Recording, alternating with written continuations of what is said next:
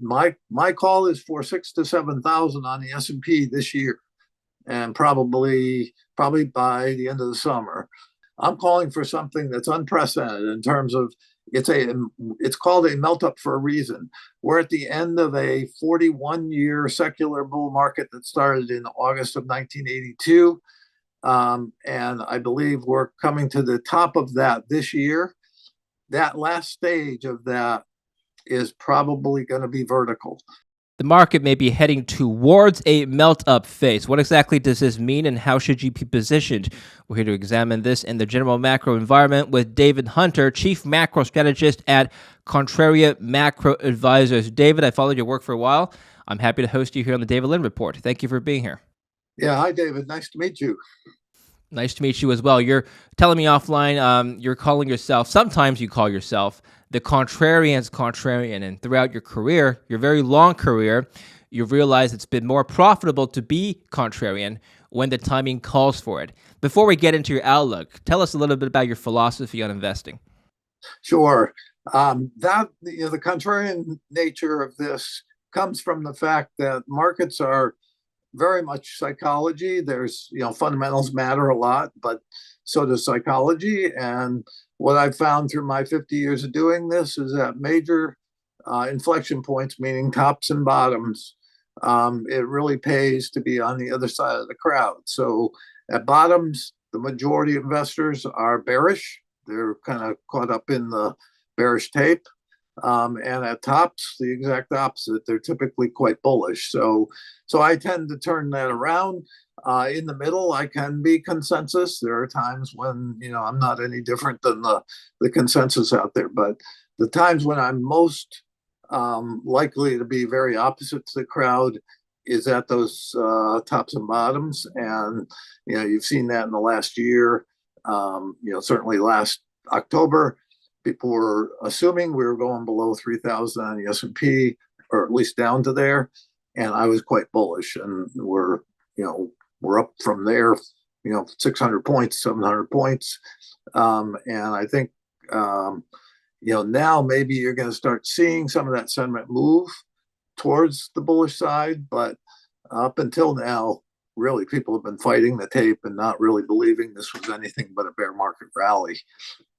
And where do you think we are right now in terms of market tops and bottoms? The S&P has been consolidating in a range now for the last couple of weeks after a big rally, like you mentioned. So is it primed for a pullback or a pull or a melt up, like you said?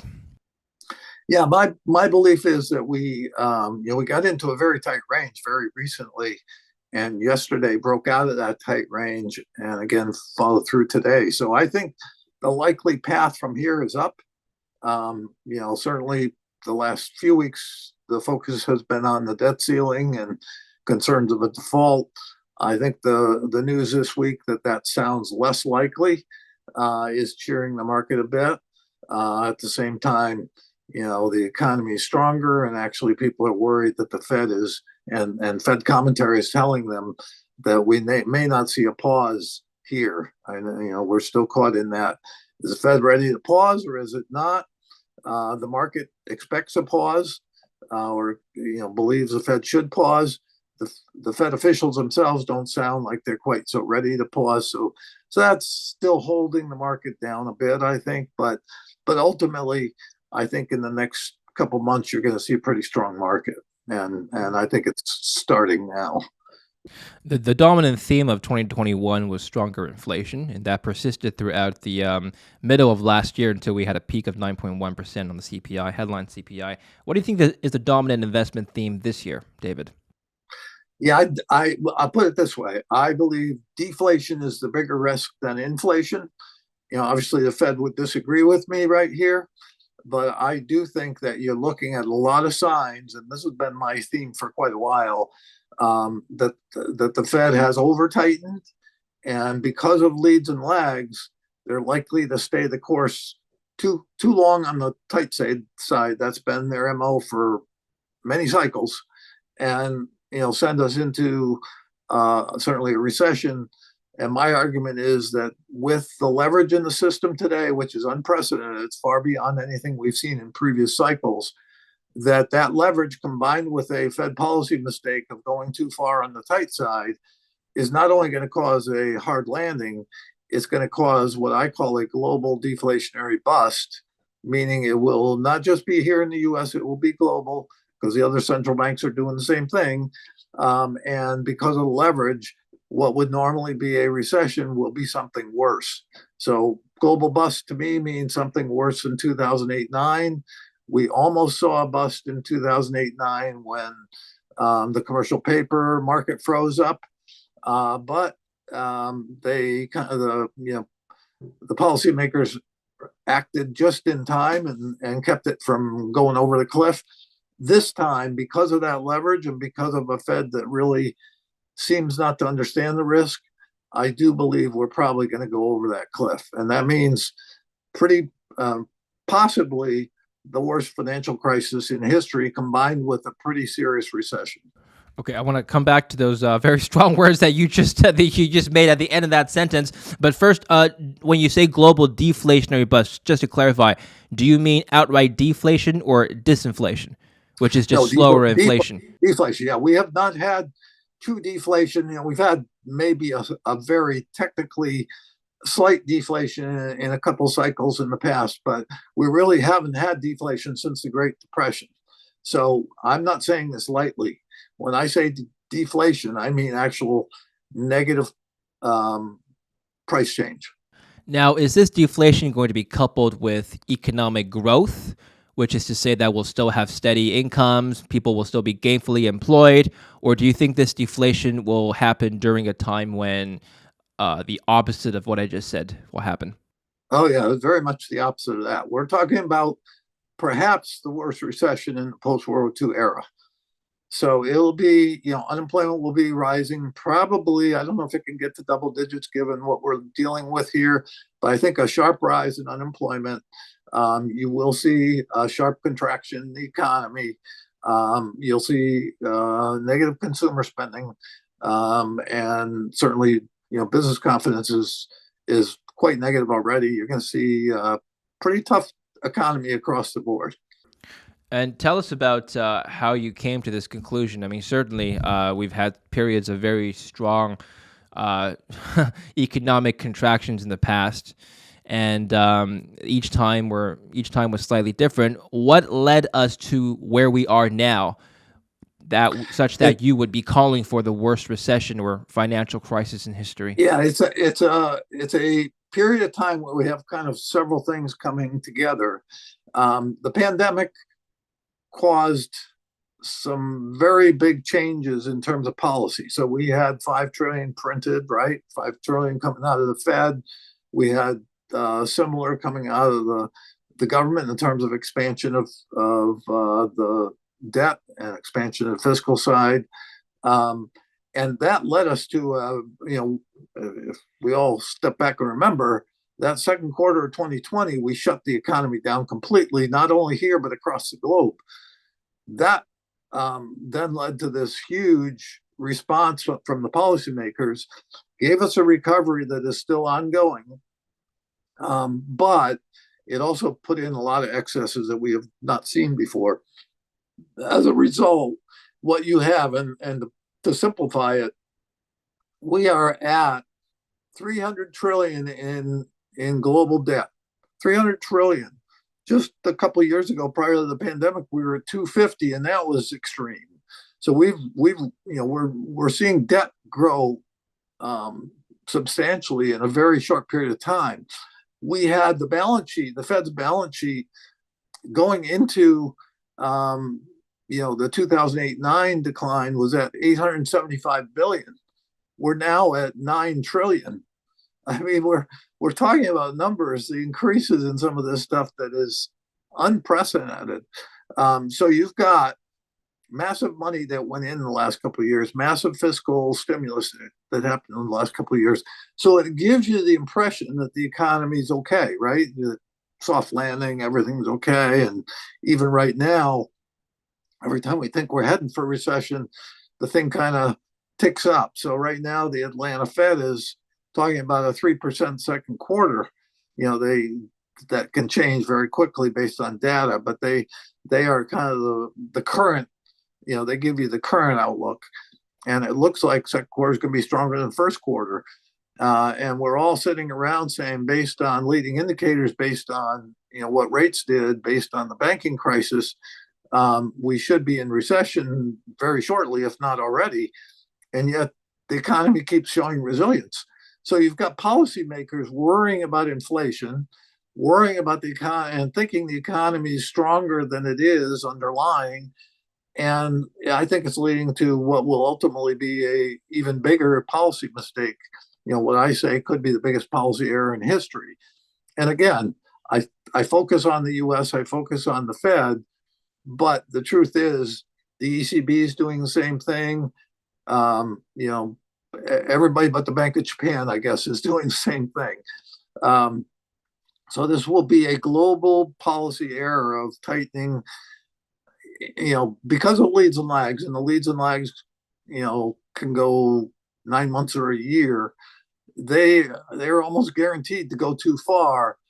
And again, in past cycles, we've seen this. Every Fed chairman deals with this. Goes too far on the tight side, then they have to come in and with both guns, with all kinds of money to try to turn us around. The thing that makes this one more unique is that we have that leverage that we've had high leverage before, but never to this degree. We are so much beyond leverage in the past. So 300 trillion in debt, we throw around these numbers, and I don't think most people grasp what that really means, but that's massive debt. 300 trillion in global debt and quadrillions in notional value of derivatives. And that's leverage on the markets. So you've got things that we've never seen before in terms of leverage. When you make a policy error and you've got that kind of leverage, that policy error gets magnified many times. So that's pretty much the simple reason why I believe this will not just be, tough sledding. It'll be a global bust. Now, in the Great Depression of the 30s happened, some historians argue because of the stock market crash of 1929. In 2008, we had the great financial crisis following the bust of the housing market and the contagion event that followed throughout the banks. In 2020, we had the pandemic, which caused massive global supply shocks. What will be the catalyst for this next global depression, if you want to call it that? Yeah, I just want to correct one thing. I don't believe 29. I don't think the depression was caused by the crash of 29.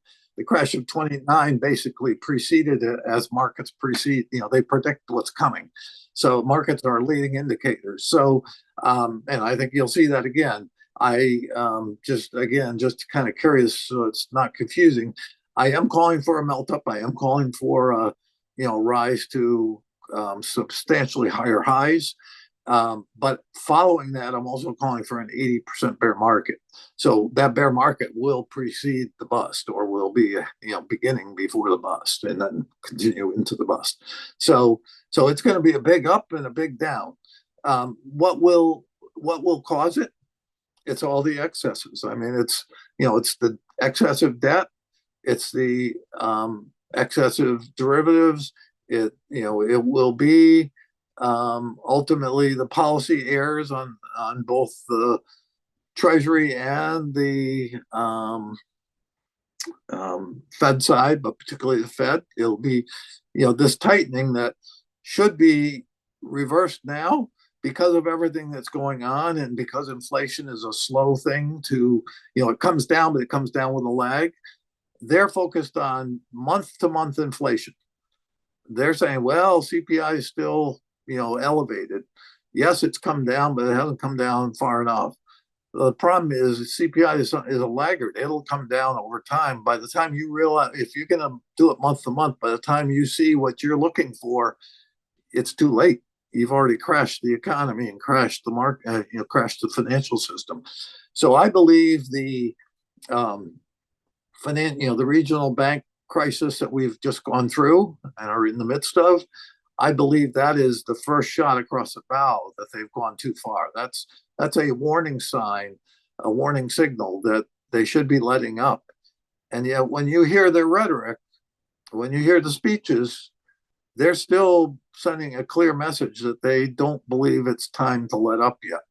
So again, I think they should have let up probably several months ago, and yet they're probably likely not to do it until later this summer. And even then, they're going to pause. They're not going to likely, unless things really unravel, they're not going to likely pivot yet. So even a pause is probably not enough, given where this is going to be. It's going to be one of those things where I think it's going to all seem like we're moving along fine, and we're, the markets and the economy are resilient, and then all of a sudden you're going to wake up one morning and say, "Whoops, not true. Things are going south." You don't think the Federal Reserve will cut rates into a recession? Suppose it comes later this year.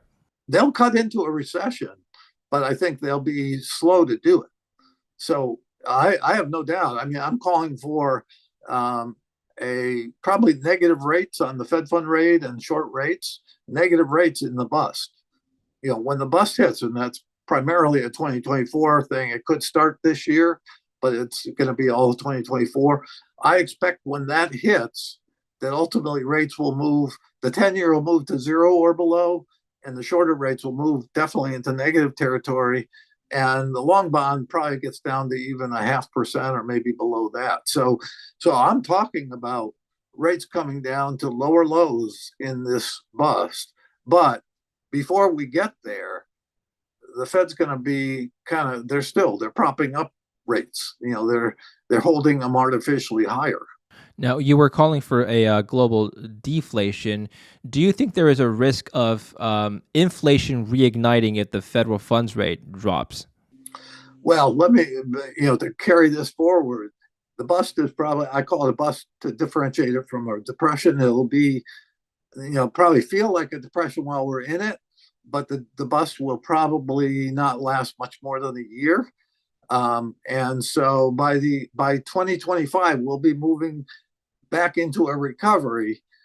In that recovery, because of all the money the Fed is going to have to shovel into the system to deal with the bust, the Fed and every central bank, you will start a new inflation cycle that I believe by the end of the decade will take inflation to 25% in this country.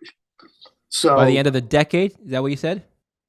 Yep. So we're talking about deflation in 2024 and hyperinflation, or what I would call hyperinflation, 20 to 25% inflation by the end of the decade.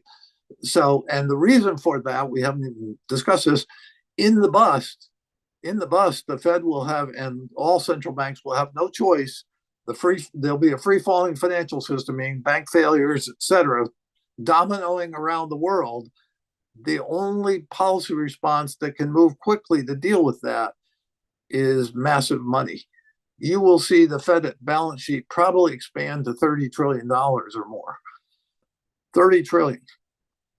It was not even a trillion in 2008, and we're going to be seeing it, and it's currently 9, just below 9. We're going to be seeing it at 30 trillion, and proportionally similar type moves from all central banks. So we will see money, and it'll be basically they'll shovel money in. We'll still be seeing a free falling financial system. They'll shovel more money in. It'll be just the case that they have no other tool to deal with that. They've got to stop it. Well, David, I mean, if the country needs more money, another thing they could do is simply raise taxes, right? Is that something they'll consider doing? It's not a matter of the country needing more money. It's a matter of the liquidity that will be required to stop a free falling financial system. When your banks are, you lived through 2008-9, right? 2008-9, when we had the major banks basically bankrupt, they stepped in, right? And there'll be more than just the Fed. The government will step in as well and declare the solvency, and declare moratoriums, et cetera. But ultimately, they can't allow a banking system to just go belly up. They can't. If we get a free falling banking system, financial system around the globe, it's curtains. It's over. So they've got to do all they can to prop it back up.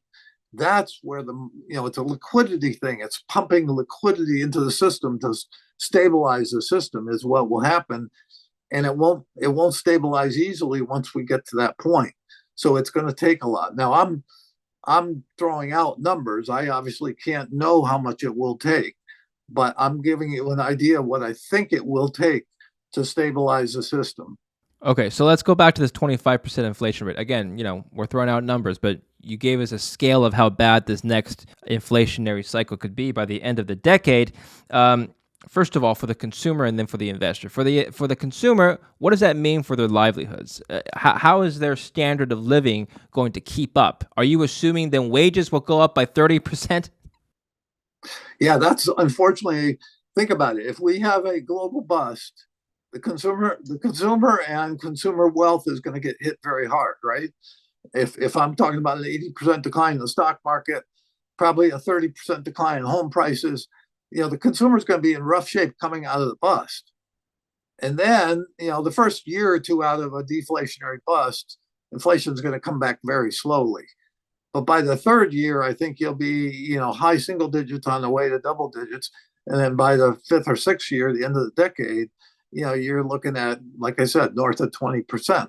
So it's because of that massive money that we've never seen before. We've never seen that magnitude of money. It will take a little while for it to work through the system, but then it's going to overheat the system, and you'll get to those numbers, or at least I think you'll get to those numbers. Unfortunately, wages move much more slowly than that, and legislation to deal with it, et cetera, moves much more slowly than that. So for the first several years, wages are going to certainly be behind that inflation. It's going to take, and maybe by the end of the decade, you'll get, and maybe a couple of years before that, you'll get some cost inflators. You get some inflation adjusted building into wages, so that you get automatic adjustments. You may see that in some areas, certainly some careers, some industries will not be doing that, and certainly businesses are going to have profit margins that are getting squeezed because of inflation, so they're not going to be in a hurry to inflate their wages. So I think basically it's going to be a tough cycle for the consumer. The consumer is going to lag behind. His real income is going to lag far behind what I think the cost is to live, the cost of living. So it's going to be a tough time. It also, another implication, if we get inflation moving towards 20%, you're going to see mortgage rates in the high double digits, right? Maybe 14, 15% for a conventional mortgage.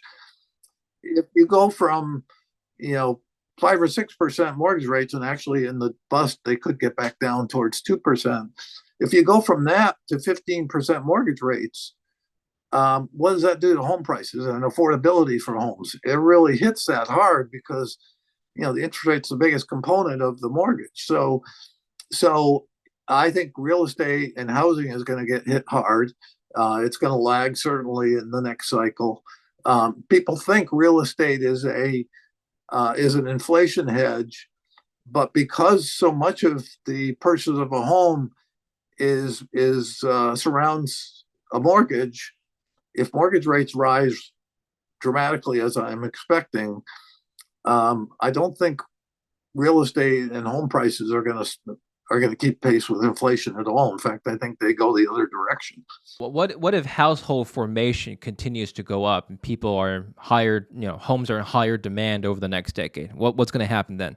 Well, we all have to have a roof over our head, or most of us.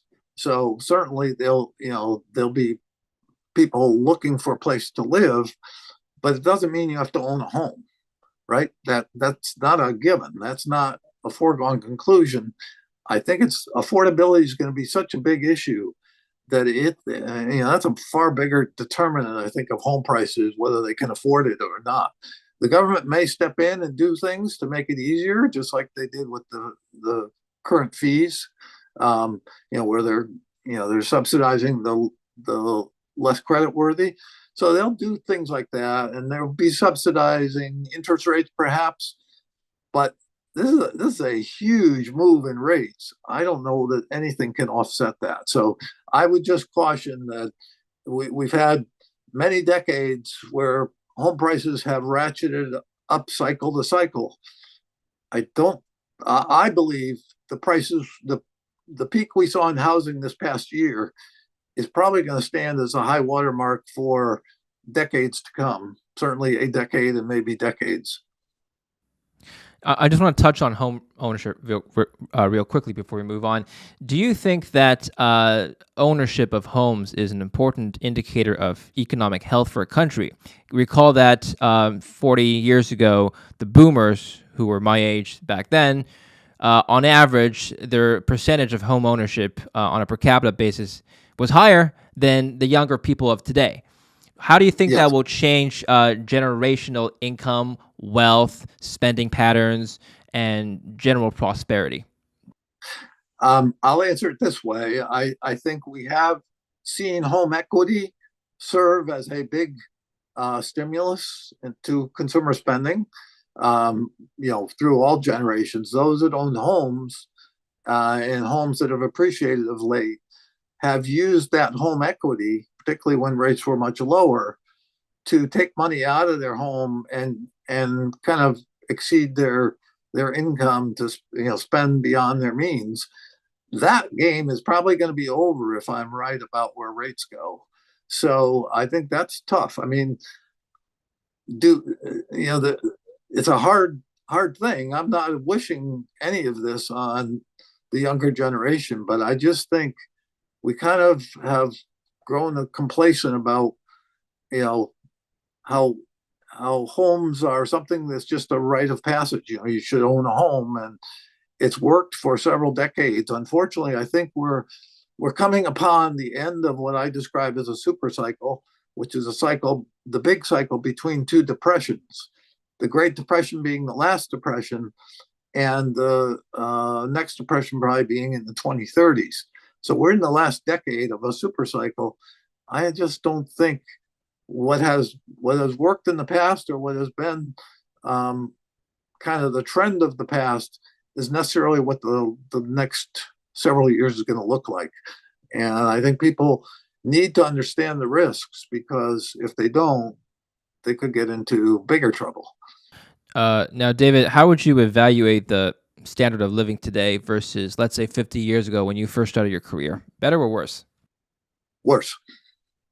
Yeah, I think we're looking at a standard of living that has been in decline for many decades. Some of it's been, I think, covered up by a lot of government expansion, et cetera. But ultimately, I think overall, standard of living has been declining. How are you measuring that? One could argue we have technology on our side, and it's easier to communicate and whatnot, and travel, and TVs are cheaper, computers are cheaper. We have this thing called the smartphone, so on and so forth. But you're talking about bigger picture. People are worse off today than they were without all the technological advancements. Yeah, it's a tough one, because you do have probably in the top half of this country, and certainly the higher end than that, people are very doing very well, and most people today versus say the 1950s and 60s are affording a more comfortable lifestyle in a lot of ways. But when you step back and look at what what we have in this country in terms of dependence on the government till, the how many people are in one form or another getting subsidy from the government. Um, that's that's problematic, especially if I'm right that the 2030s are a depression, and a depression that could mean government bankruptcy. Because again, think about the interest rate hike that I'm describing. What does that do to how does the U.S. government service its debt if interest rates go to 15%? And I think they could go higher than that.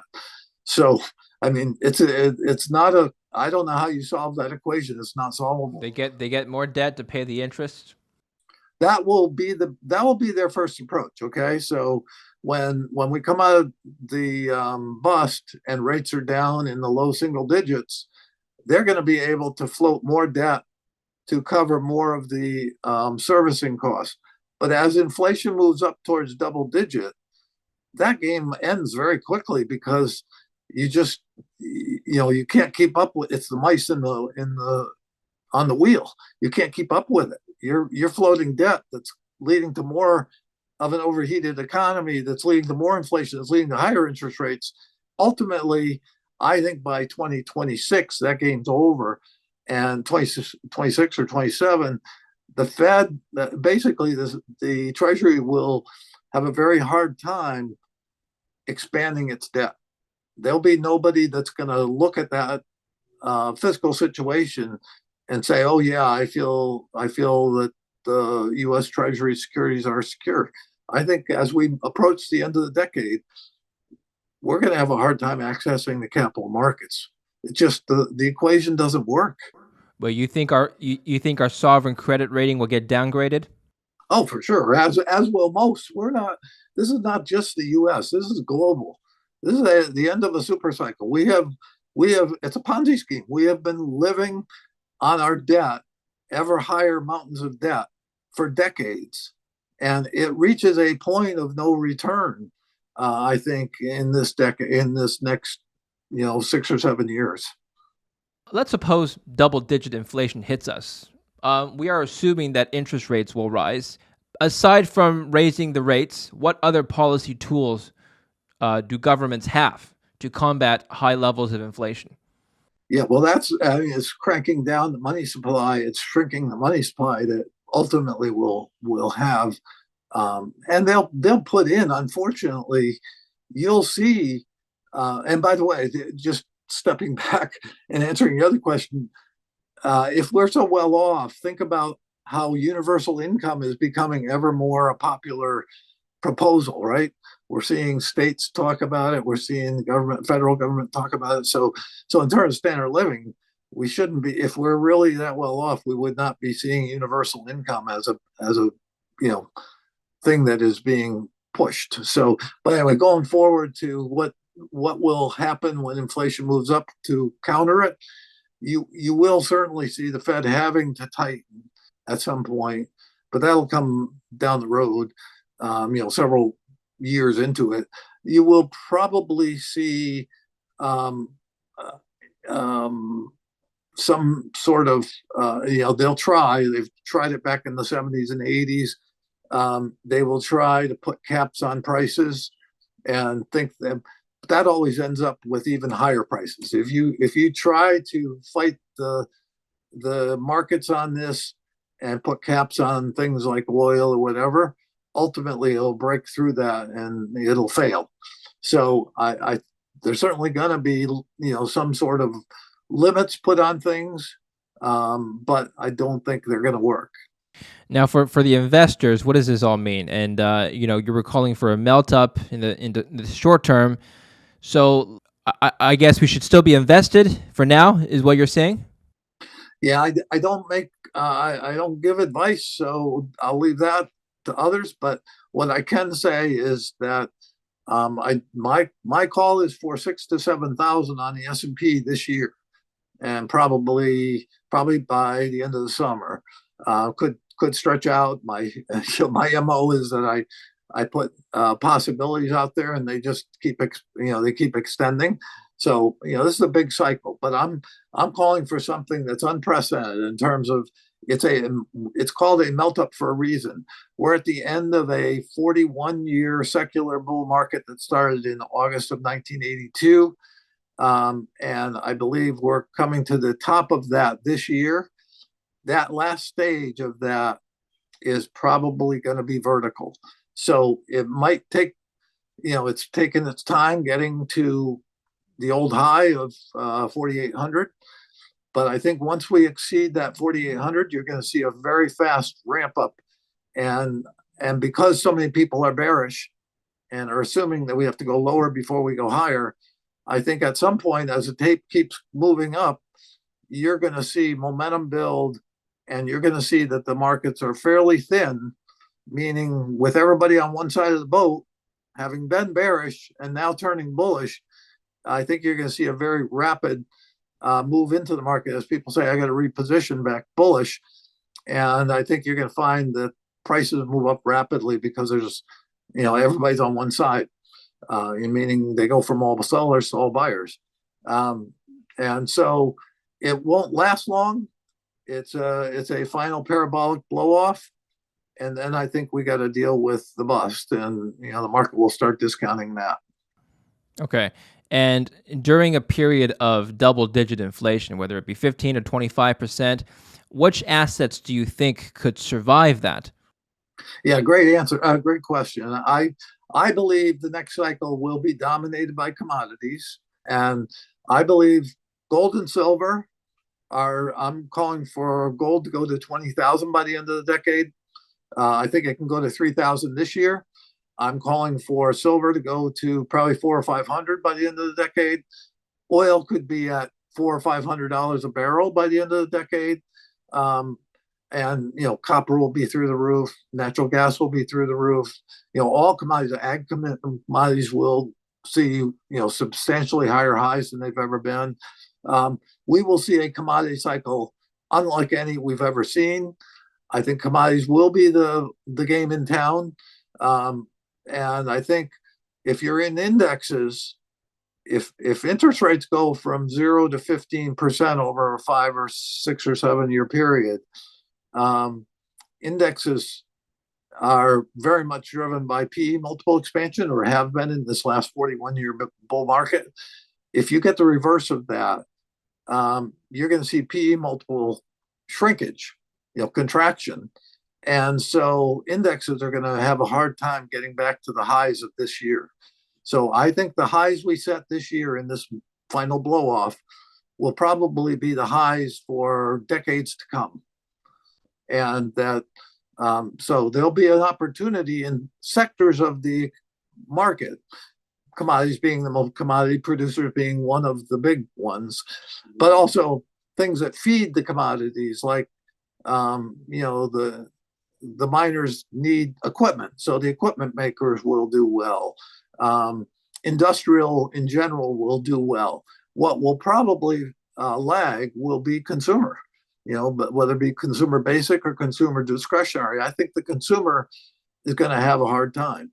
Those are general comments. That doesn't mean you won't have, a consumer stock that doesn't do well. It doesn't mean technology can't have advancements that do well.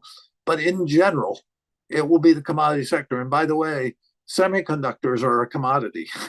So I think if you're in technology during that recovery period after the bust, the area in technology that probably will thrive will be semiconductors.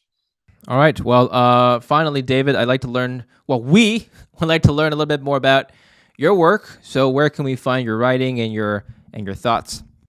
Sure. Yeah, I'm on Twitter most every day, replying to questions and comments. So they can find me at Dave, not David, but Dave H. Contrarian. So at Dave H. Contrarian. And by the way, there are plenty of, I've got 190,000 followers. So like anybody with a lot of followers on Twitter, there are a lot of fake accounts out there. They'll change one letter, so it'll be Dave H. Contrarian or Dave H. They'll take one letter out or put an extra letter in or whatever. So be very careful that you're at Dave H. Contrarian spelled correctly, and you can tell because I've got 190,000 plus followers.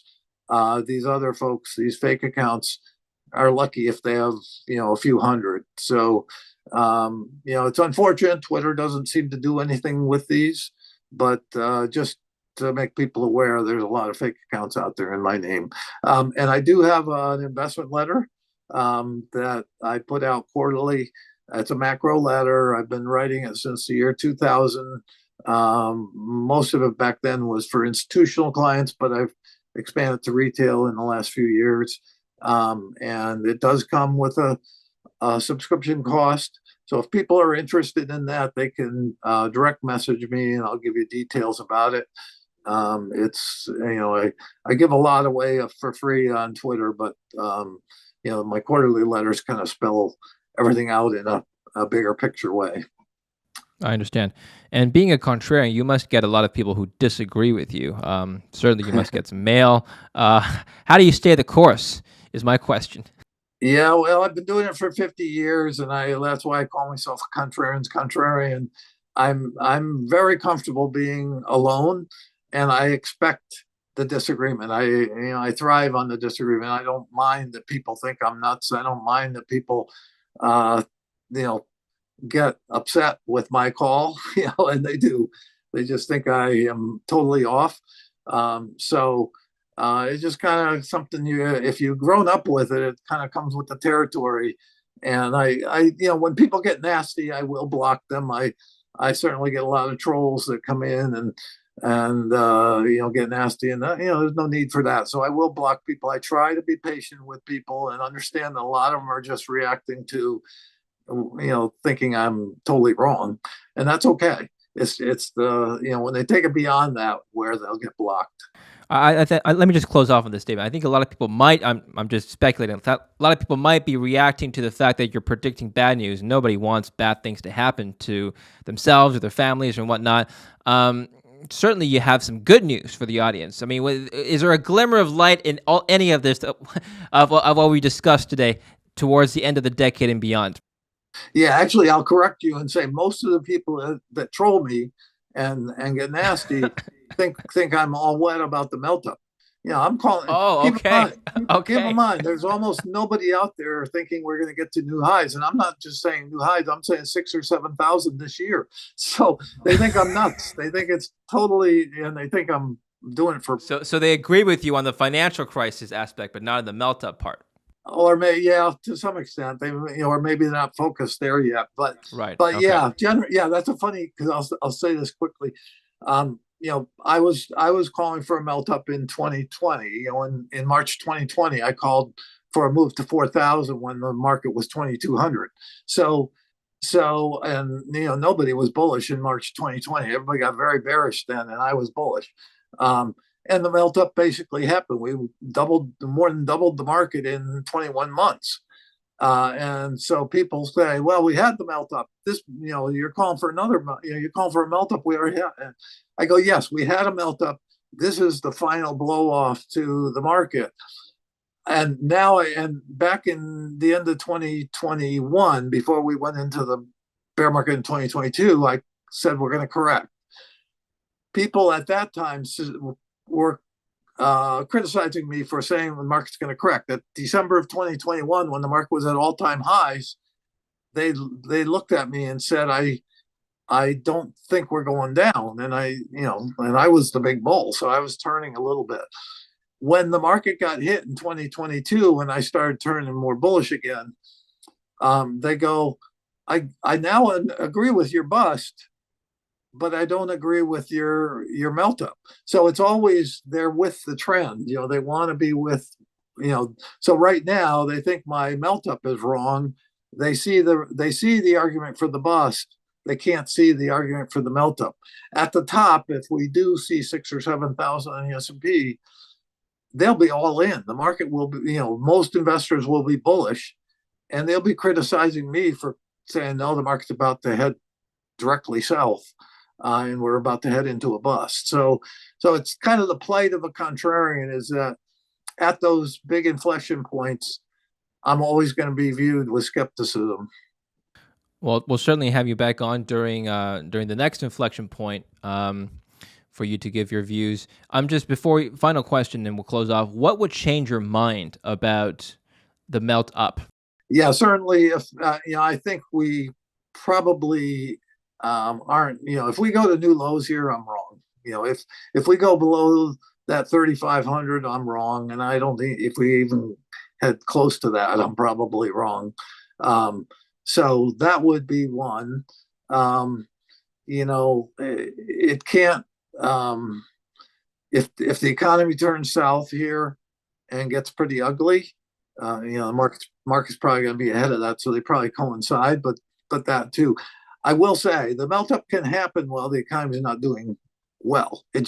I don't think it can happen while the economy is getting really bad, but it can, if we kind of meander through there and actually get in the early part of the recession. If the Fed is easing, you can have this final runoff because investors will look over the trough. But if we really start seeing the signs of the bust rearing its ugly head, this isn't going. We're not going to 6,000 or 7,000. But that's not my expectation. I do think we've got several months here where we're still going to be questioning what's the economy doing? Is it going up or down? And during that, I think you're going to see the dollar's going to be heading lower. I think that's going to help the markets. I'll say one last thing, if you don't mind, David, because when we start jumping ahead beyond the bust and into what I'm calling for this pretty dire in the 2030s, I find people listening that get very focused on that, and I go, we got a lot to deal with before we ever get there. It's a long-term forecast that is subject to be wrong. So focus on this year, and if I'm right about the melt up, focus on the bust, and then focus on the fact that you do have several years into the end of the decade where there are opportunities to get your house in order. There will be parts, as I said, commodities in particular, but there will be parts of the market that will afford opportunities where you can build some wealth and you can know ahead of time not to build up your debt and not to get yourself over your head. So I think the balance of this decade is really about getting your financial house in order so you're better able to handle whatever adversity comes beyond that. Okay, David, I appreciate your candor, and thank you for spending the time to give us your contrarian view. Time will tell if you're right, but I appreciate your rationale. Nonetheless, when I was working at BCA, an early manager told me that whether we as an investment, well, not an investment firm, but they're a macro research firm, whether we as economists are right or wrong, ultimately our call is not what our clients care about. It's their rationale that they put out. So true. Yeah. Okay. You well, could be thank right. you, You could be right for all the wrong reasons. But anyway, thank you very much. And and thank you for watching the David Lynn Report. Stay tuned for more. Don't forget to subscribe.